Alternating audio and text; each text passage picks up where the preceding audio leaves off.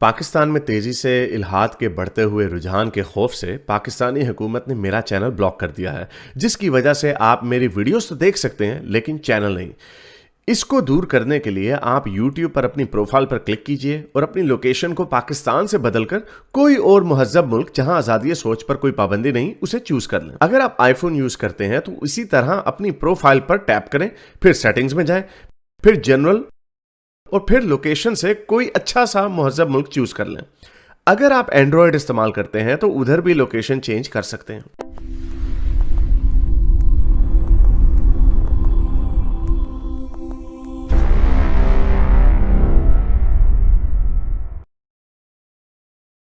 जो डिस्कशन मैं करना चाह रहा था, मेरे कुछ अर्से से मेरे ज़हन में सवाल आ रहा है कि रिलीजन के ऊपर तो हम लोग बात करते रहते हैं, लेकिन काफ़ी सारी रिलीजन की इस तरह की चीज़ें जो कि पहले से चलती आ रही हैं और जो कि ऑलरेडी प्रॉब्लमैटिक भी हैं इन सम वे और द अदर। तो मैं फ़िलहाल again I try to look this up on Google. मुझे कोई ख़ास सोर्सेज़ नहीं मिली इसके बारे में, और जो कुछ थोड़ी बहुत इन्फॉर्मेशन मिली भी थी वो आई एम प्रीटी श्योर वो कोई इतनी ऑथेंटिक सोर्सेज़ से नहीं मिली थी।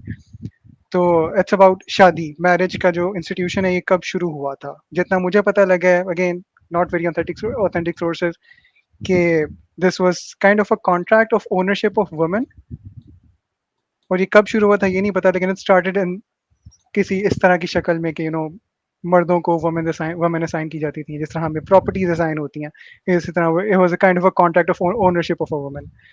तो आपने इस बारे में कोई रिसर्च किया है, या if you can let me know कि मैं कहाँ पर इस बारे में रिसर्च कर सकता हूँ, दैट वुड बी हेल्पफुल।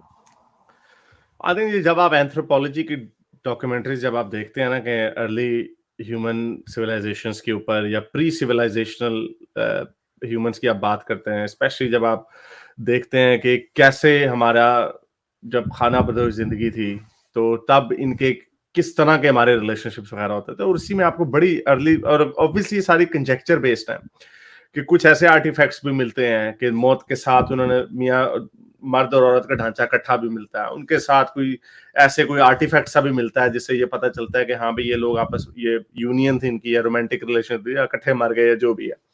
सो इस तरह की चीजें हमें मिलती हैं, लेकिन हम ये नहीं कह सकते वो शादी थी, यूनियन थी, क्या थी।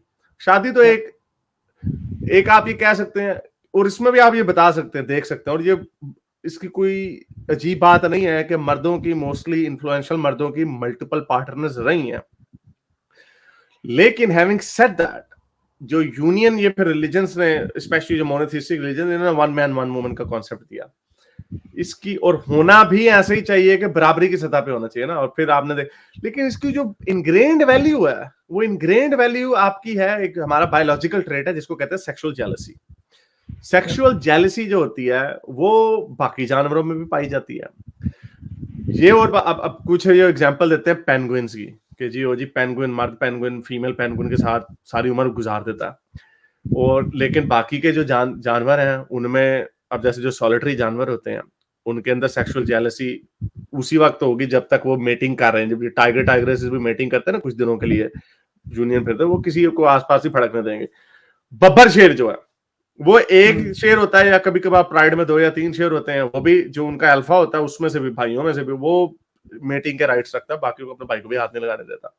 तो ये सारी चीजें सेक्सुअल जेलसी की बेस के ऊपर बिल्डअप हुआ है, जो कि चूंकि हमें आउटसाइड ऑफ ह्यूमंस ये चीजें मिल जाती हैं, वी कैन ड्रॉ कंक्लूजन कि ये एक हमारी नेचुरल बायोलॉजिकल इंस्टिंक्टिव डिस्पोजिशन है, और यही वजह है कि आपको इसमें मिलता है। अब आते हैं हम होमोसेपियंस पे आ जाते हैं। अब होमोसेपियंस को देखने के लिए हमने और ग्रेट एप्स को देखना, हमने चिंपैंजीज वगैरह को देखना। गुरिल्ला होता है फॉर एग्जांपल, गुरिल्ला जो होता है वो भी अल्फा मेल होता है, वो 3-4 गुरिल्लियों को उसने आगे लगाया होता। लेकिन बंदा पूछे why is he not doing 1 versus 2, he is owning all of them, वो ओन ही कर रहा है, वो किसी को पास ही भड़कने देगा। चाहे हिप्पोपोटामस हो, कोई वो किसी को पास ही भड़कने देगा अपनी फीमेल मोटी मोटी हिपियों के पास। और चिंपैंजी का भी यही है। अब यही हमारी जो, we are much similar to that rather than a solitary, जैसे बेयर्स होते हैं या टाइगर्स होते हैं। So we are in that category. और जितना रिसोर्सफुल जानवर हो, ये अगेन मैं जस्ट सेइंग कि जो एंथ्रोपोलॉजिकली आप मैरिज के इंस्टीट्यूट की जो बात करें, वो तो यू आर राइट, इसके ऊपर मेरा हाल युval नोआ हरारी की बुक में भी थोड़ी बहुत इसके ऊपर बात थी, बट इट्स ऑल कंजेक्चर। लेकिन we can draw a very clear picture by looking at the natural animal kingdom you know. और चूंकि अगर आप मर्द हैं तो आप अपनी थोड़ा सा ऐसे करके भी देख सकते हैं कि आपकी सोच कैसी है इस इशू के बारे में। सो यू जितना रिसोर्सफुल मैन होगा उतनी ही ज्यादा से ज्यादा औरतों को अपने चक्कर में रखने की कोशिश करेगा, और उनमें से कोई भी अगर उसकी 6 भी होंगी 7 भी होंगी बादशाहों की, उन्होंने पूरे पूरे हरम रखे हुए थे, जो उनको गार्ड कर रहा होता था उन्होंने उनकी तलवारें काटी होती थी कि कहीं जो गार्ड है कहीं वही उसके साथ ना डिंग कर दो। भाई बंदा पूछे आपकी 100 कनीजे हैं, अगर किसी ने कुछ आपकी आंख बचा के काम कर भी लिया, what difference is it, because sexual jealousy जो है ना, that is a natural trait. तो जो ये बायोलॉजिकल इंस्टिंक्ट है स्पेशली हमारे ग्रेट एप्स में, कि मेल्स जो हैं वो ओन करते हैं। मजे की एग्जांपल अभी जहन में आया, हाइना जो है वो मेट्रियार्कल सोसाइटी है। हाइना जो है वो मेट्रियार्कल सोसाइटी है, वहां पे फीमेल जो होती है वो बंदों को कंट्रोल कर रही होती है, उनके अपने मेल्स को। वो कह रहे थे उधर किसी को, वो सारे एक ही फीमेल के पास जाते हैं, आंख बचा के काम कर लेते हैं उधर भी, लेकिन जो उनकी मेट्रियार्क होती है, तो ये पावर की गेम हो, ये बायोलॉजिकल डिस्पोजिशन है। यस, चूंकि हमने सोसाइटीज बना दी हैं, सोसाइटीज का मकसद ही ये है कि अपनी इंस्टिंक्ट्स को थोड़ा होल्ड में रखना, और फिर हमने for the sake of society हमने चीजें बनाना। Religion was just one effort, one such small effort of that, it has run its course, इसका टाइम गुजर गया, now we can go beyond that.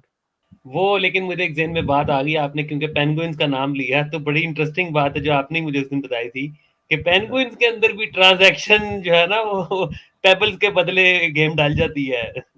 हाँ, वो पेंगुइन्स में होता है, जिनको नहीं पता कि कई लोग कहते हैं प्रोस्टिट्यूशन जो है जी बड़ा काम है, अनएथिकल अननेचुरल काम है। हमें हर चीज की अगर मिसाल नेचर में मिल जाती है तो वी कैन फाइंड इट। एक फन फैक्ट है कि पेंगुइन्स में, चिंपैंजीज में भी है ऐसे, लेकिन पेंगुइन्स में तो बड़ा डिटेल से स्टडी किया गया कि जो फीमेल, क्योंकि उनमें मोनोगमी है, इसलिए फन फैक्ट है कि एक फीमेल पेंगुइन एक मेल के साथ अपनी पूरी जिंदगी गुजार देती है। इवन ऐसे भी केसेस मिले कि एक मर जाता है तो दूसरा भी मर जाता है बेचारा, गम में नढाल हो के लग गए।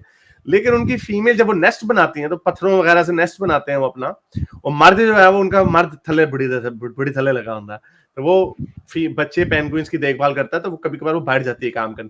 तो जब वो बैठ जाती है, वो नेस्ट के दिनों में वो नेस्ट बनाने के चक्कर में होती है, तो कई शरारती मेल्स होते हैं, मेल शरारती जो कवारे लौंडे लफाड़े फिर रहे होते हैं, वो रिश्वत वो देते हैं, पत्थर देते हैं in return of ding dong. तो डिंग डोंग यानी एक तरीके की ये प्रोस्टिट्यूशन हो गई कि वो आपको देते हैं कि जी मैं ये करेंसी लेनी है, ये 2 पत्थर लेने हैं, ये उनके लिए तो पत्थर सोने की डली होगी, सोने का बिस्कुट लेना है, पर वो काम करना पड़ेगा आपको हमारे साथ। एंड फीमेल जो पेंगुइन्स हैं they have been observed to do that। तो ये एक फन फैक्ट स्टोइक भाई ने बता दिया। चले इसको रैप अप करते हैं यहाँ पे।